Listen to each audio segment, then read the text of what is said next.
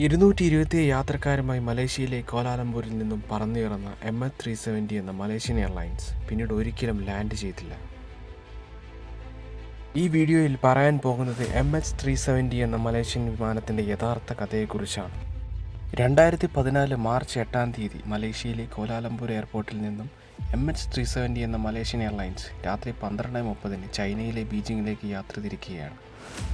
ഫാരിഖ് ഹമീദ് എന്ന 27 വയസ്സുകാരനാണ് വിമാനത്തിലെ first officer pilot.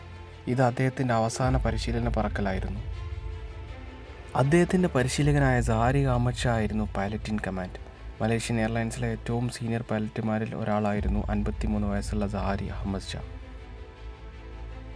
വിമാനത്തിൽ 10 ഫ്ലൈറ്റ് അറ്റൻഡർമാരുണ്ടായിരുന്നു. 5 കുട്ടികൾ ഉൾപ്പെടെ 227 യാത്രക്കാരായിരുന്നു വിമാനത്തിലുണ്ടായിരുന്നത്. അങ്ങനെ കൃത്യസമയത്ത് തന്നെ വിമാനം പുറപ്പെട്ടു. ഫസ്റ്റ് ഓഫീസർ ഫാരിഖ് അഹമ്മദ് വിമാനം കൺട്രോൾ ചെയ്യുമ്പോൾ സീനിയർ ഓഫീസർ സഹാരി അഹമ്മദ് ഷാ വിമാനത്തിൻ്റെ റേഡിയോകൾ കൈകാര്യം ചെയ്തുകൊണ്ടിരുന്നു. പുലർച്ചെ 1:01 ഫ്ലൈറ്റ് 35,000 അടി ഉയരത്തിലെത്തി.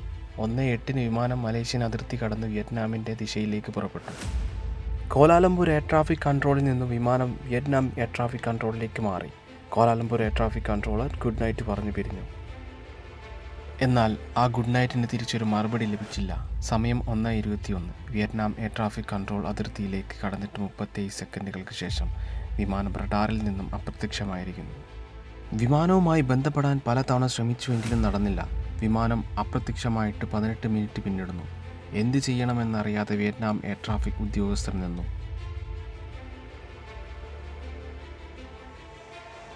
ഏകദേശം 4 മണിക്കൂർ പിന്നിട്ടപ്പോൾ കോലാലംപൂരിനെ അവർ വിവരം അറിയിച്ചു. ഉടനെ തന്നെ വിമാനത്തിനായുള്ള തിരച്ചിൽ ആരംഭിക്കുകയും ചെയ്തു. മലേഷ്യയ്ക്കും വിയറ്റ്നാമിനും ഇടയിലുള്ള ദക്ഷിണ ചൈന സമുദ്രത്തിലാണ് തിരച്ചിൽ ഊർജിതമാക്കിയത്. 7 വ്യത്യസ്ത രാജ്യങ്ങളിൽ നിന്നുള്ള 34 കപ്പലുകളുടെയും 28 വിമാനങ്ങളുടെയും അന്താരാഷ്ട്ര തിരച്ചിലായിരുന്നു അത്. എന്നാൽ എത്ര തിരഞ്ഞിട്ടും വിമാനത്തിൻ്റെ ഒരു അവശിഷ്ടം പോലും അവർക്ക് ലഭിച്ചില്ല. വിമാനം എവിടേക്ക് മാഞ്ഞുപോയി എന്ന ചോദ്യം ഉയർന്നു വരികയും ചെയ്തു.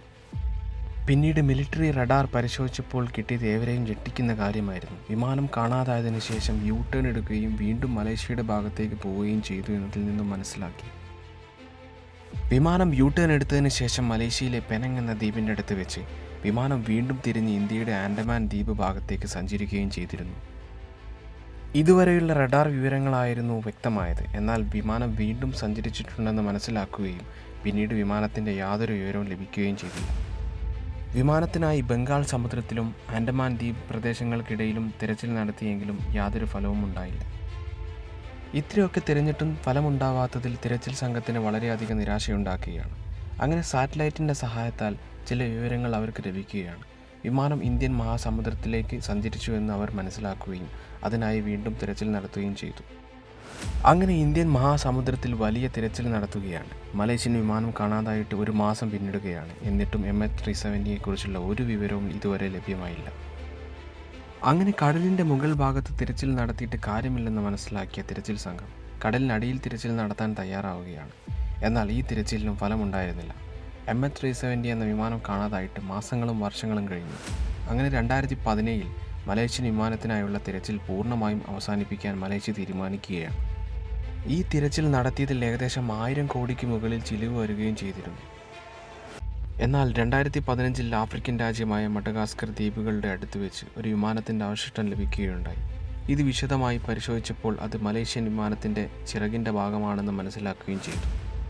അതുപോലെ തന്നെ സൗത്ത് ആഫ്രിക്കയിലെ പല ഭാഗങ്ങളിൽ നിന്നായി ഒരുപാട് വിമാനാവശിഷ്ടങ്ങൾ കണ്ടെടുക്കുകയും ചെയ്തു.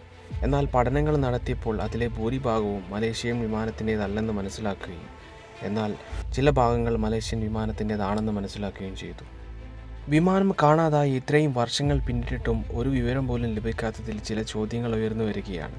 എന്തിനാണ് വിമാനം യു-ടേൺ എടുത്തതെന്നും എന്തിനാണ് മറ്റ് ദിശയിലേക്ക് പോയതെന്നും വിമാനം ഹൈജാക്ക് ചെയ്തതാണോ എന്ന ചോദ്യങ്ങളായിരുന്നു കൂടുതലും ഉയർന്നു വന്നത്. അങ്ങനെ വിമാനത്തിൻ്റെ സീനിയർ പൈലറ്റ് സഹാരി അഹമ്മദ് ഷാ നടത്തിയ ഒരു ആത്മഹത്യയാണെന്ന സംശയം വരെ ഉയർന്നു വന്നു. അദ്ദേഹത്തെക്കുറിച്ച് പഠനം നടത്തിയപ്പോഴും ഇത് ശരിവെക്കുന്ന കാര്യങ്ങൾ കണ്ടെത്തി. അദ്ദേഹത്തിന് ഒരുപാട് ഫാമിലി പ്രോബ്ലംസ് ഉണ്ടായി എന്ന് ഇതിൽ നിന്ന് മനസ്സിലാക്കി. ഇദ്ദേഹം രാഷ്ട്രീയത്തിൽ പ്രാധാന്യം കൊടുക്കുന്ന ആളാണെന്നും അന്വേഷണ സംഘം കണ്ടെത്തുകയായിരുന്നു. അങ്ങനെ ഞെട്ടിക്കുന്ന കാര്യം സഹാരി അഹമ്മദ് ഷായുടെ വീട് സന്ദർശിച്ചപ്പോൾ പോലീസുകാർ കണ്ടെത്തുകയായിരുന്നു. ആ വീട്ടിൽ ഒരു ഫ്ലൈറ്റ് സിമുലേറ്റർ കാണാനിടയായി. അത് പരിശോധിച്ചപ്പോൾ MH370 കാണാതായതിനു ശേഷം പോയ അതേ റൂട്ടിൽ തന്നെ പല തവണയായി സിമുലേറ്റർ ഉപയോഗിച്ച് പരിശീലന പറക്കൽ നടത്തിയത് കണ്ടെത്താൻ കഴിഞ്ഞു. എന്നാൽ അന്വേഷണ സംഘത്തിന് ഈ ഒരു കാര്യത്തിൽ ഉറച്ചു നിൽക്കാൻ സാധിച്ചിരുന്നില്ല. മലേഷ്യൻ വിമാനത്തിന് തീപിടുത്തമുണ്ടായതിനാൽ യു-ടേൺ എടുത്തു എന്നും ഇതിൽ ഒരു വിഭാഗം സംശയിച്ചു. മറ്റൊരു സംശയം ഏലിയനുകളായിരിക്കാം കാണാതായതിന് പിറകിലെന്നും എഞ്ചിനുകൾ തകരാറായി കടലിൽ വീണതാവാമെന്നുമുള്ള സംശയങ്ങളൊക്കെ ഉയർന്നു വന്നു. മലേഷ്യൻ വിമാനം എവിടെയെന്ന് കൃത്യമായ വിവരം ലഭിച്ചാൽ തിരച്ചിൽ തുടരുമെന്ന നിലപാടിലാണ് മലേഷ്യൻ രാജ്യം. ഇന്നും ലോകത്ത് ഒരു അത്ഭുതമായി നിലനിൽക്കുന്നു ഈ ഒരു സംഭവം. പുതിയ അറിവുകൾ തേടിയുള്ള മറ്റൊരു വീഡിയോയുമായി വീണ്ടും കാണാം. ഈ വീഡിയോ ഇഷ്ടപ്പെട്ടെന്ന് കരുതുന്നു. ലൈക്ക് ചെയ്യുക, സബ്സ്ക്രൈബ് ചെയ്യുക.